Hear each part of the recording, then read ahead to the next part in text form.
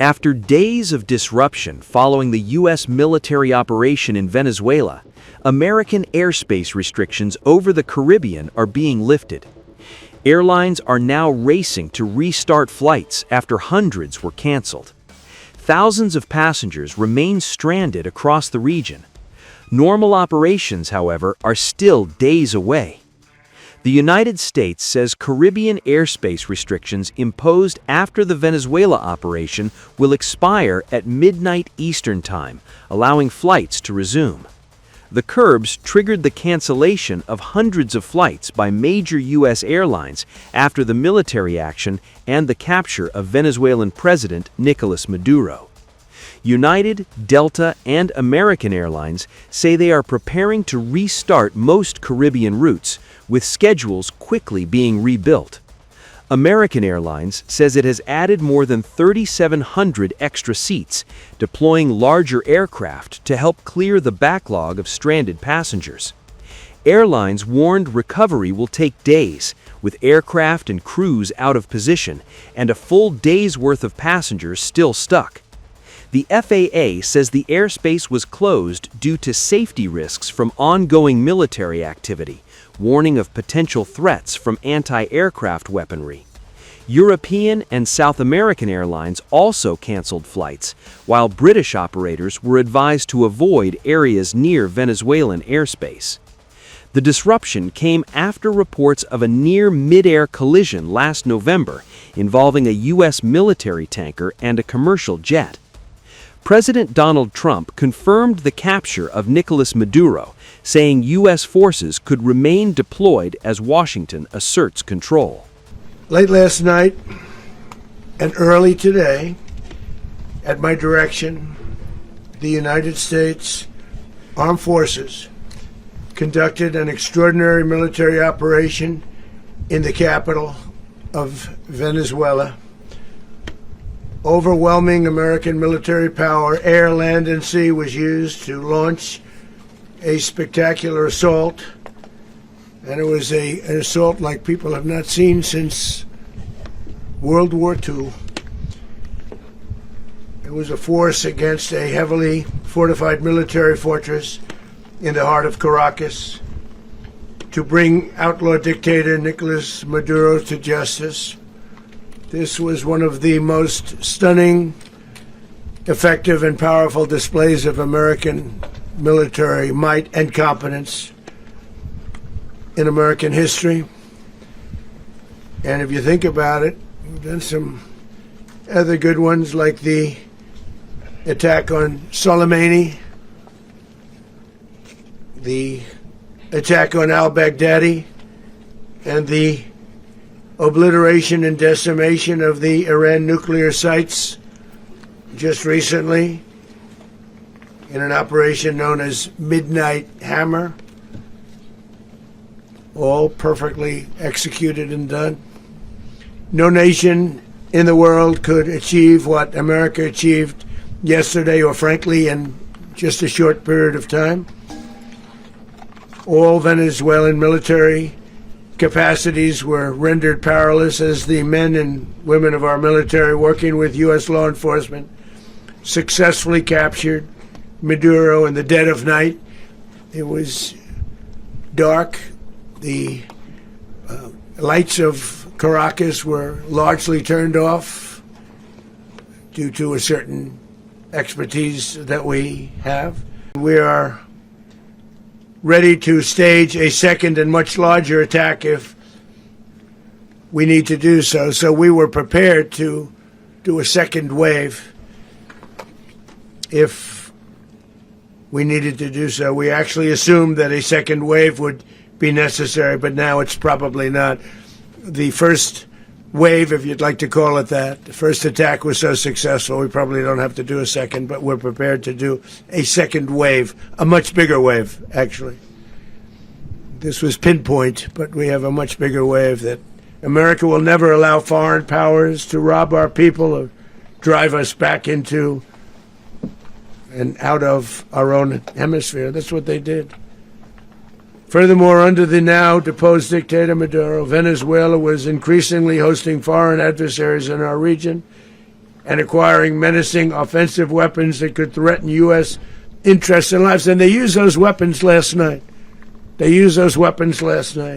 Potentially in league with the cartels operating along our border. All of these actions were in gross violation of the core principles of American foreign policy, dating back more than 2 centuries, and not anymore. All the way back, it dated to the Monroe Doctrines, and the Monroe Doctrine is a big deal, but we've superseded it by a lot, by a real lot. They now call it the Monroe Document. I don't know. It's Monroe Doctrine. We sort of forgot about it. It was very important, but we forgot about it. We don't forget about it anymore. Under our new national security strategy, American dominance in the Western Hemisphere will never be questioned again. Won't happen. Everyone's coming back to us. The future will be determined by the ability to protect commerce and territory and resources that are core to national security. These are core to our national security. Just like tariffs they've made our country rich, and they've made our national security stronger than ever before. This extremely successful operation should serve as warning to anyone who would threaten American sovereignty or endanger American lives. Very importantly, the embargo on all Venezuelan oil remains in full effect. The American Armada remains poised in position, and the United States retains all military options until United States demands have been fully met and fully satisfied. All political and military figures in Venezuela should understand what happened to Maduro can happen to them, and it will happen to them if they aren't just fair even to their people. The dictator and terrorist Maduro is finally gone in Venezuela. People are free. They're free again. It's been a long time for them, but they're free. America is a safer nation this morning. It's a prouder nation this morning because it didn't allow this horrible person and this country that was doing very bad things to us. It didn't allow it to happen. And the Western Hemisphere is right now a much safer place to be. So I want to thank everybody for being here. These highly trained warriors operating in collaboration with U.S. law enforcement caught them in a very ready position. They were waiting for us. They knew we had many ships out in the sea, just sort of waiting. They knew we were coming. So they were in what's called a ready position. But they were completely overwhelmed and very quickly incapacitated. If you would have seen what I saw last night, you would have been very impressed. I'm not sure that you'll ever get to see it, but it was an incredible thing to see. Not a single American service member was killed, and not a single piece of American equipment was lost. We're going to run the country until such time as we can do a safe, proper, and judicious transition. So we don't want to be involved with having somebody else get in, and we have the same situation that we had for the last long period of years. So we are going to run the country until such time as we can do a safe, proper, and judicious transition. And it has to be judicious because that's what we're all about. We want peace, liberty, and justice for the great people of Venezuela, and that includes many from Venezuela that are now living in the United States and want to go back to their country. It's their homeland. We can't take a chance that somebody else takes over Venezuela that doesn't have the good of the Venezuelan people in mind. We've had decades of that. We're not going to let that happen. We're there now, and what people don't understand, but they understand as I say this, we're there now, but we're going to stay until such time as the proper transition can take place. So we're going to stay until such time as we're going to run it, essentially, until such time as a proper transition can take place. We're going to have our very large United States oil companies, the biggest anywhere in the world, go in, spend billions of dollars, fix the badly broken infrastructure, the oil infrastructure, and start making money for the country.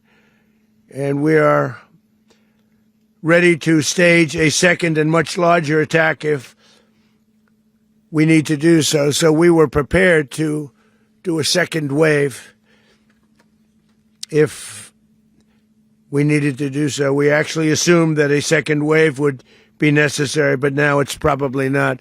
The first wave, if you'd like to call it that, the first attack was so successful, we probably don't have to do a second, but we're prepared to do a second wave, a much bigger wave, actually.